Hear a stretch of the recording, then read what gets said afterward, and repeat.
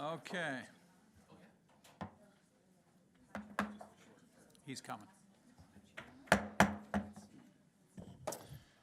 Good evening. I'd like to call the first meeting of the 2018-2022 Planning and Economic Development Committee of January 21st, 2019 to order. My name is Councilor Paul McPherson. I'm your chair for the committee. I have a safety notice to share. In the event of an emergency, please evacuate council chambers to the nearest exit through the chambers doors and obey all instructions given by the clerk. The clerk's sitting right here in front of me. If assistance is required, please see the clerk. Once you have evacuated the building, please gather in the front parking lot outside of Town Hall. Also, the Town of Lincoln Committee and council meetings are posted on our YouTube channel, so you're able to view the proceedings of the meeting on YouTube. I would like to thank the public for attending, those that have joined us tonight. And I just want to remind everyone of our rules for engagement, to please be respectful while others are speaking, and to please refrain from clapping. Delegations will have 5 minutes to speak and are asked to stay focused on the agenda item that they are speaking to. And I would also ask all to please silence all cellular devices. Roll call to my far left, representing Ward 4, we have Councilors Reimer and Councilors Timmer. Ward 3, Councilor Michaluk, our Mayor, Easton. Over to my far right, representing Ward 1, we have Councilor Russell and Councilor Regima. And from Ward 2, we have Councilors Brunet and Pachariva. Tonight we have many of our staff here in attendance. From the topic of this evening being planning and economic development, we have our Director of Planning, Kathleen Dale, our Assistant Director of Planning, Matt Bruder, and our Economic Development Officer, Paul DeAnnie. So, are there any declarations of interest?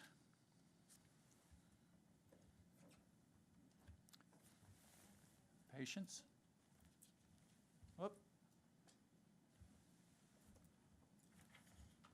I'll get it. Councilor Reimer. Thank you, Chairman. Declaring interest with regards to the item 4.1, PD-08-19 on our agenda. I'm related to the applicant. Very good. Thank you, Councilor Reimer. So moving to the next item, statutory public meetings. We have one public hearing this evening. The purpose of the public meeting is to receive comments from the public and consider questions regarding the zoning bylaw amendment application by Kendall Stone. Please be advised, Section 3412 of the Planning Act requires that before passing an official plan amendment, Council must ensure that sufficient information and material is available to understand generally the proposal being considered, and Council must hold at least one public hearing for the purpose of giving the public an opportunity to make representation regarding the proposed amendment. If a person or public body does not make oral submissions at a public meeting or make written submissions to the Town of Lincoln before the application is passed, the person or public body is not entitled to appeal the decision of Town Council to the local planning appeal tribunal. Personal information is collected under the authority of the Planning Act and may be contained in an appendix to a staff report published in the meeting agenda. Delegation list and/or the minutes of the public meeting are made part of the public record. The Town of Lincoln collects this information in order to make informed decisions on the relevant issues and to notify interested parties of Council's decisions. It may also be used to serve notice of a local planning appeal tribunal hearing. Names and addresses contained in submitted correspondence and other information will be available to the public unless the individual expressly requests the town to remove their personal information. The disclosure of this information is governed by the Municipal Freedom of Information and Protection of Privacy Act, RSO 1990 CM 56. We stress that at this point, no decision has been made in the application and council will take any comments received into account in their consideration of these items. There is an attendance list by the door which we would ask all present to sign if they wish to be notified of council's decision. Members of the public are reminded to give their name and address when they speak. If approved by council, a notice of the items passing will be circulated and an appeal period. At this time, are there any persons present this evening to address the application of Kendall Stone? Please approach the podium and come forward, state your name and address, and spell your surname for the record.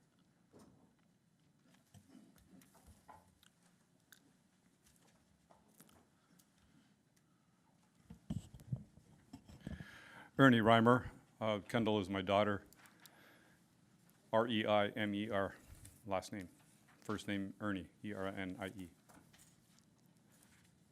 If there are any questions, feedback that I've had so far is that there have not been any opposition as far as the neighbors are concerned. I've had long conversations with all the neighbors long before we came to this part. So I sort of figured that there shouldn't have been any issues on the neighborhood side.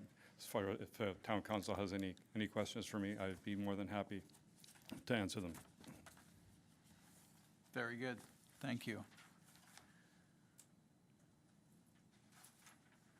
I think, is there any questions that we have for Mr. Reimer?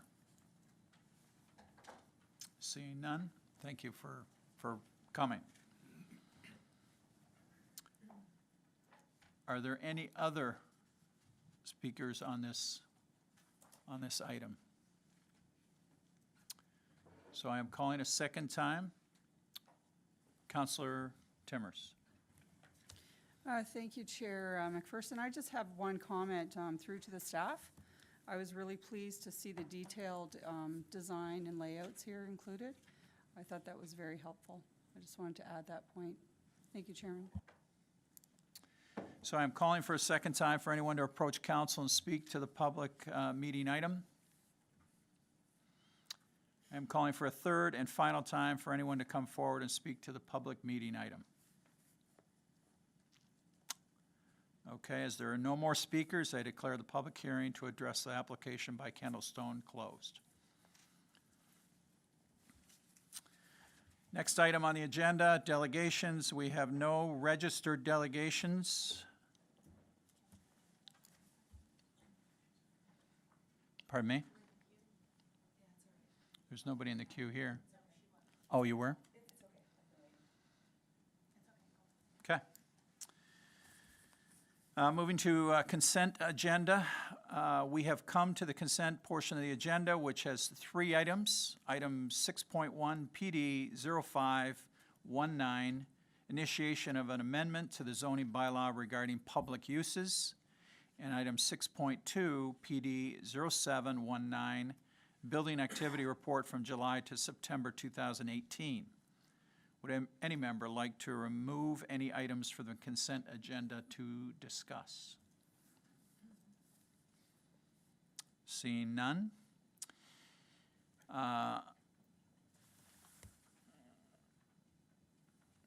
Councillor Pachariva.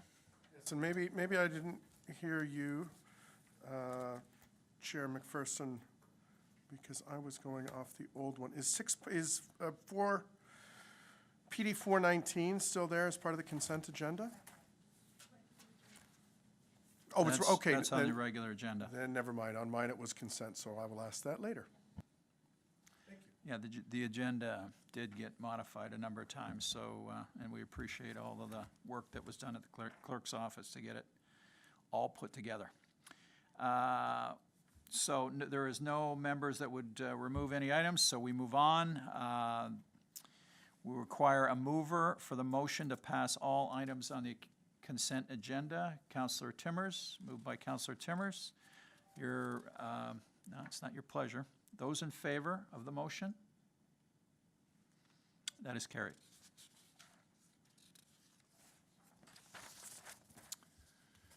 So now we move to the regular agenda.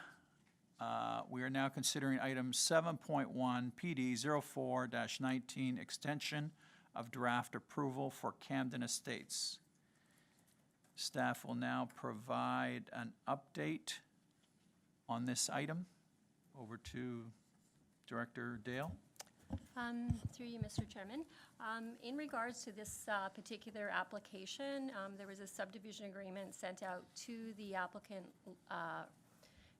June of last year. So we had requested the applicants to return that subdivision agreement. So initially, we had tied support of an extension to draft approval to them returning the subdivision agreement. They did do that last week, and it's been sent off to our lawyer for registration. So as well, in regards to the other fees that are outstanding, the applicants will have to pay that prior to the plan being given final approval. So at least staff are satisfied that since they've made the effort to return the subdivision agreement, that they are at least serious about proceeding with the development. Thank you. I have, first of all, Mayor Easton. Thank you very much, Mr. Chairman. Through you to Ms. Dale.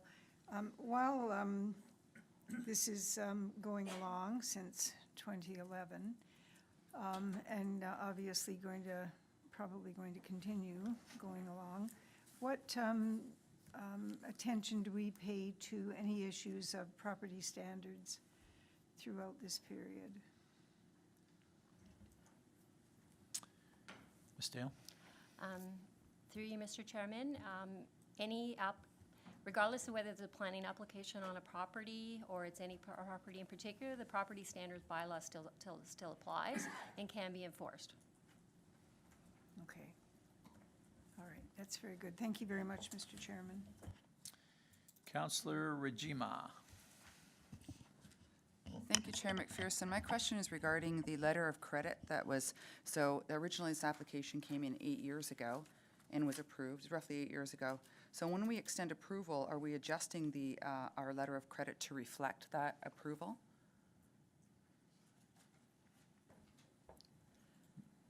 Through you, Mr. Chairman, in regards to the letter of credit, because the subdivision agreement is actually fairly recent, it's from June of last year, so the amounts are adequate. When a development proceeds, they can't get their letter of credit back until, various works are done. So at this point, because it's not that old of a subdivision agreement, the cost estimates are fairly relevant. So staff are satisfied that there's sufficient securities to complete the works. Okay, thank you. Any other questions? So I would have one through to the director. So do we see enough in this to bring a result? And working as best we can with them without going out the full length of the extension so that we can get movement on this? Through you, Mr. Chairman, this particular property, the developers got the property up for sale. So a lot of this will depend on, the developer getting a purchaser for the property. So obviously, if, they don't proceed before a draft approval expires again, they will be back to ask for an extension. We're hopeful that they are able to sell the property and get a buyer and have somebody develop it, but we can't provide any guarantees that that will happen fairly Right. quickly. Okay, thank you. Any other questions on this item? All right. There being no further questions, we will require a mover for the motion. Do we have a mover? Councillor Russell. All in favor? And that is carried. We are now considering item 7.2, PD 0319, zoning bylaw amendment on behalf of Art and Tanya Gronefeld. Are there any questions from council?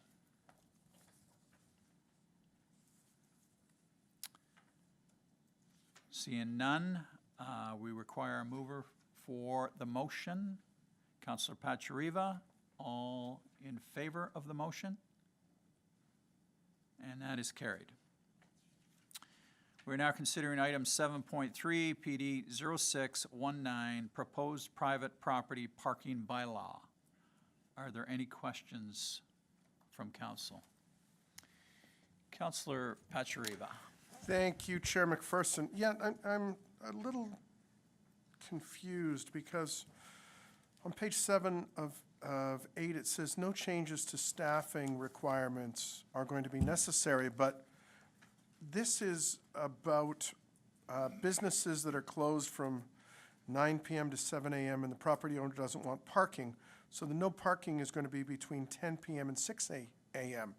So how are we going to cover this off if there's not additional staff? Because our bylaw department doesn't work 24 hours a day, do they?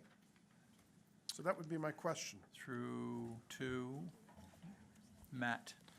Through Mr. Bruder. Yep, through you, Mr. Chair. So our bylaw staff do work after hours as well, to an extent. However, you are correct, they don't work all hours of the evening, but, and perhaps our manager of bylaw enforcement's here as well and can clarify further, but the intent is also that there is the responsibility to some degree of the property owner in question, the business owner, to provide, in the event where they need enforcement during the off hours, to provide some type of photo documentation or something like that of the vehicle. They have to be present, or at least someone authorized by them needs to be present at the time where the bylaw officer responds, just to verify that the infraction there. So part of the onus is on them as well.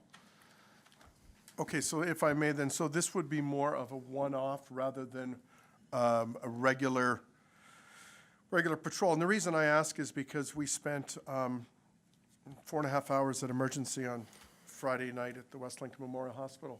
And there's no longer any, there's paid parking there, but it's administered by the town of Grimsby, so parking enforcement.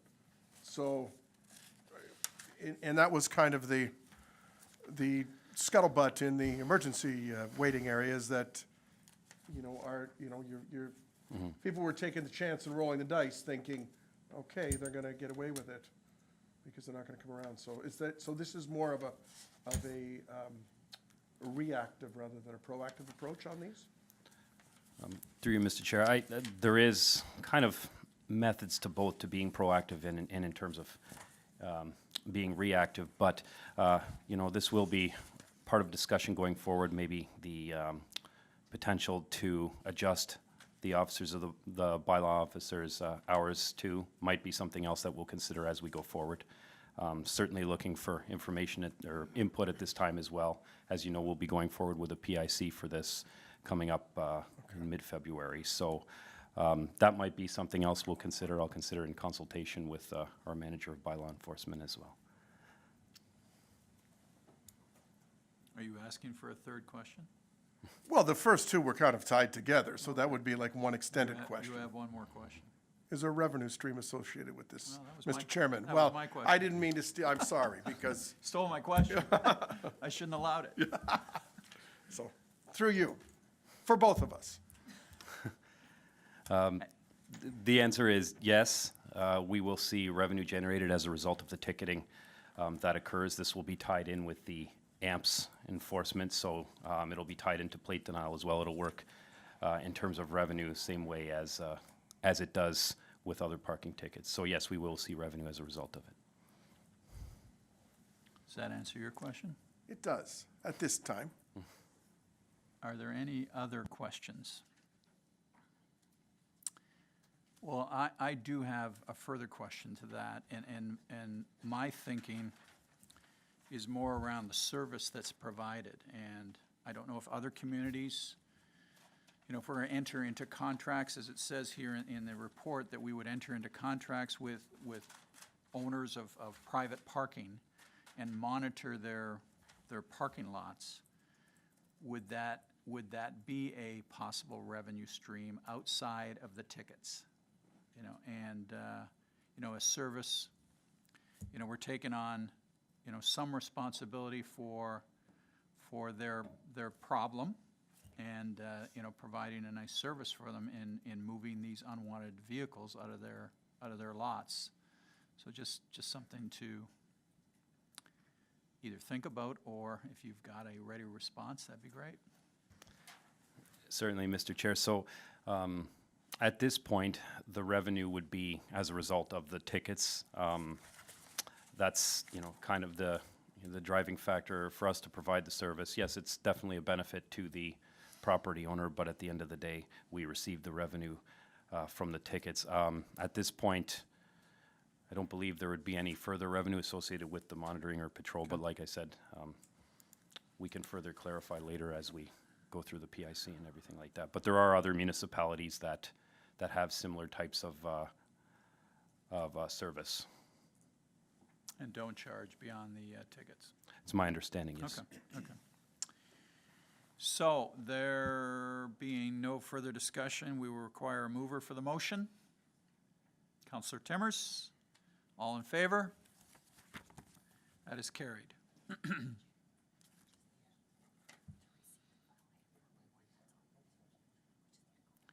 So we need to go back to item 4.1 and require a mover. So 4.1 was the public meeting? Okay. So we require a mover to receive and file item 4.1. Counselor Brunet, all in favor? And that is carried. Thank you. So we do have a confidential item to consider this evening. So and we're going to do it here. So can I get a mover to move into closed session for the purposes of, Councilor Russell? And I read this. Under Section 239 of the Municipal Act, notice is hereby given that committee adjourned to closed session in order to address item 8.1 on the agenda regarding a proposed or pending acquisition of disposition of land by the municipality or local board as it pertains to the town of Lincoln.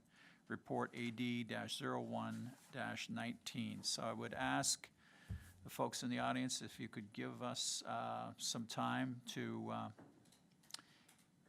have our closed session, and we'll invite you back in. Thank you.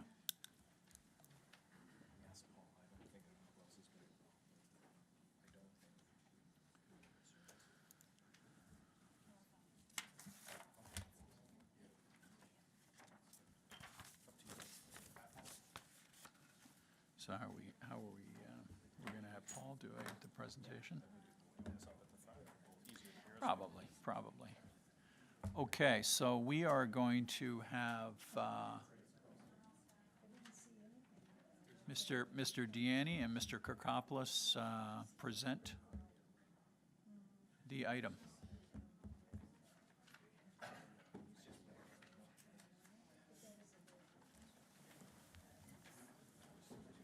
You're looking sharp tonight.